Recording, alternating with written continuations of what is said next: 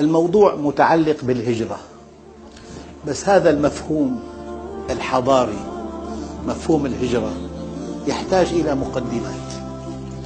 أحد هذه المقدمات أنك الإنسان المخلوق الأول عند الله، الأول، لأنه حينما عرض الله الأمانة على السماوات والأرض والجبال في عالم الأزل أبين أن يحملنها وأشفقن منها وحملها الإنسان، فلأنه قبل حمل الأمانة قال كان عند الله المخلوق الأول، لذلك سخر له ما في السماوات وما في الأرض جميعا منه، والمسخر له أفضل من المسخر. فأنت كإنسان عند الله المخلوق الأول رتبة، لا زمنا، رتبة. وهذا الإنسان حمله الله الأمانة. ما الأمانة؟ نفسه التي بين جنبيه، تسلم الإنسان إدارة نفسه. الأمانة أن الإنسان تسلم إدارة نفسه، لذلك قال تعالى قد أفلح من زكاها وقد خاب من دساها. يعني أنت حينما تزكي نفسك في الدنيا، حينما تأتي إلى الدنيا تتعرف إلى الله وإلى منهجه، تطبق منهجه، تحسن إلى خلقه، أديت الأمانة، عندئذ كنت عند الله المخلوق الأول. لذلك لو أخذنا هذا الإنسان، نحن بشر جميعا، أنت كائن متحرك، وهذه الطاولة جسم ساكن. كائن متحرك، ما الذي يحركك؟ شيء دقيق جدا. الذي يحركك الحاجة إلى الطعام حفاظا على بقاء الفرد. وما الذي أيضا يحركك؟ الحاجة إلى الشريك، إلى الزواج، حفاظا على بقاء النوع. وما الذي يحركك أيضا؟ الحاجة إلى التفوق، حفاظا على بقاء الذكر.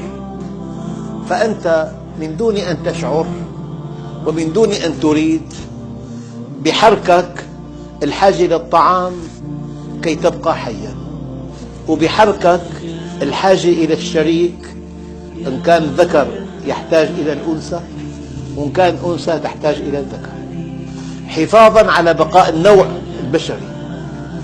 وما الذي تتحرك بموجبه أيضا؟ الحفاظ على بقاء الذكر، التفوق. هذه دوافع ثلاثة بكل إنسان كائنا من كان. لذلك أيها الإخوة، هذه الدوافع الثلاثة، الحاجة إلى بقاء الفرد، بقاء النوع، بقاء الذكر، متوافرة في منهج الله عز وجل. لأنه فأقم وجهك للدين حنيفا فطرة الله، أن تقيم وجهك للدين حنيفا، هذا ما فطرت عليه. لذلك قالوا الإسلام دين الفطرة، يعني أي أمر أمرك الله به جبلك وفطرك على محبته، وأي نهي نهاك الله عنه جبلك وفطرك على كراهيته. والدليل وحبب إليكم الإيمان وزينه في قلوبكم وكره إليكم الكفر والفسوق والعصيان. لماذا يشعر براحة لا توصف الذي اصطلح مع الله؟ لأنه اصطلح مع نفسه، اصطلح مع حاجات نفسه إلى التفوق، بقاء النوع، بقاء الذكر. أيها الإخوة، فأنت حينما تؤمن أنك المخلوق الأول، الشيء الثاني، أنت خلقت إلى جنة عرضها السماوات والأرض، فيها ما لا عين رأت ولا أذن سمعت ولا خطر على قلب بشر. لو هالعبارة وقفنا عندها وقفة متأنية، كل واحد منكم بيقول لك أنا بعرف 18 دولة. مرة سافرت لأفريقيا لمصر، ومرة سافرت لأمريكا للبرازيل، ومرة لأوروبا زرت ألمانيا وإيطاليا وفرنسا، ومرة على الصين. فأنت بتقول أنا بعرف مجموعة دول، رأيت مجموعة دول. دائرة المرئيات محدودة جدا، لكن دائرة المسموعات أكبر بكثير. كوالالمبور تسمعها بالأخبار، عاصمة ماليزيا، مثلا بكين عاصمة الصين. فالمسموعات أوسع بكثير، والخواطر لا نهاية لها. أنا خطر ببالي سمكة طولها متر أو 100 متر، خاطر هذا ما له علاقة بالواقع. دقق بقى، أعددت لعبادي الصالحين ما لا عين رأت ولا أذن سمعت ولا خطر على قلب بشر. إله عظيم خلقنا لجنة عرضها السماوات والأرض، ونخسرها بسنوات معدودة أمضيناها في القيل والقال وفي بعض الغرائز والنزوات، وغفلنا عن يوم القيامة وعن جنة خلقنا لها، في خسارة كبيرة جدا. لذلك ما رأيت عاقلا، ما رأيت أعقل ممن عرف الله. أصل الدين معرفته. يعني أنت أحيانا تأخذ دكتوراه بالفيزياء النووية، اختصاص نادر جدا وثمين جدا ودخله فلكي، لكنك مخلوق للجنة. فإن لم تعرف الله تعد ذكيا جدا ولا تعد عاقلا. العقل متعلق بالكليات. أنت حينما تعرف سر وجودك وغاية وجودك تتحرك نحو الله.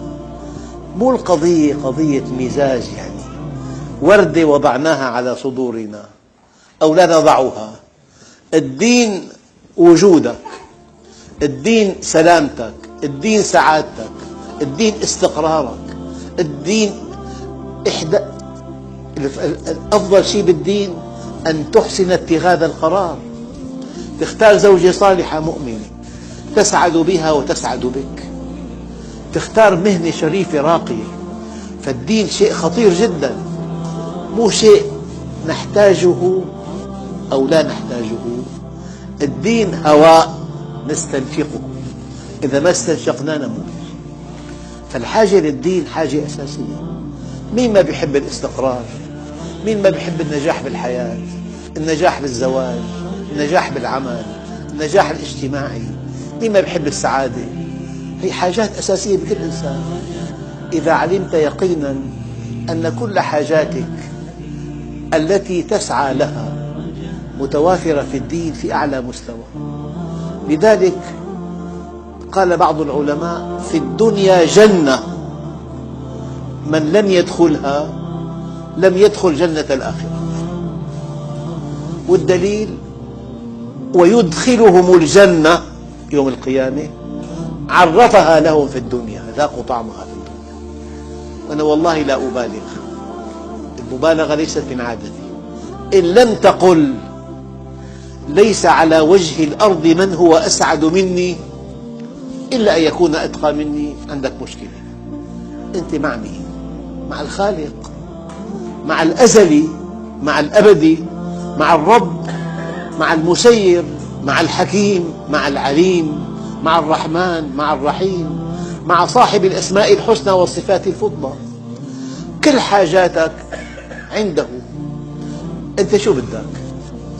ما في إنسان على وجه الأرض إلا يتمنى النوال والكمال والجمال، حاجات أساسية لكل إنسان. الجمال، الإنسان بيحب بيت جميل، بيحب الله يبعث له زوجة جميلة، بيحب أطفال لهم وجوه صبوحة، بيحب مركز اجتماعي جميل، بيحب حكمة بالغة، بيحب طلاقة لسان. هذا كل شيء محبوب. فأنت حينما تصل إلى الله تصل إلى كل شيء. ابن آدم اطلبني تجدني، فإذا وجدتني وجدت كل شيء، وإن فتك فاتك كل شيء، وأنا أحب إليك من كل شيء. حتى إن بعضهم له هذا الدعاء: يا رب ماذا فقد من وجدك، وماذا وجد من فقدك؟ ابن آدم اطلبني تجدني، فإذا وجدتني وجدت كل شيء، وإن فتك فاتك كل شيء، وأنا أحب إليك من كل شيء.